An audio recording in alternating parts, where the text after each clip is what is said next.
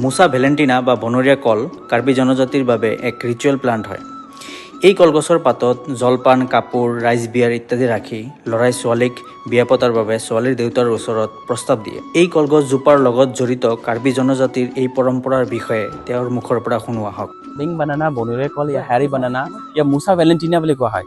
আৰু এইটো আপোনাৰ আমাৰ ইণ্ডিয়াৰ ভিতৰত অসম ভিতৰত এটা জনজাতি আছে। এই জনজাতিৰ নাম হৈছে কাৰ্বি জনজাতি, আৰু সেইকাৰণে কাৰ্বি ভাষাত ইয়াক লচিন বুলি কোৱা হয়। আৰু কাৰ্বিৰ যোনটো পৰম্পৰা আগৰ দিনৰ পৰা এহেঁতি ইউজ কৰি আহিছে ৰিচুৱেল পাৰ্পাছত। যদি ক'ৰবাত ছোৱালী আপোনাৰ কাৰ্বি ছোৱালীয়ে যদি এক্সাম্পল মই যদি কাৰ্বি ছোৱালী বিয়া পাতিব লাগে, তেতিয়াহ'লে মই এই কলৰ পাতটো লৈ যাব লাগিব ritual পাৰ্পাছত, traditional ritual purpose.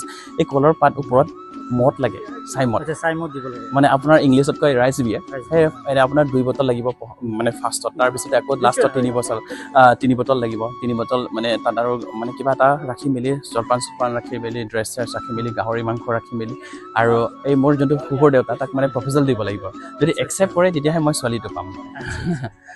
Traditional হয়।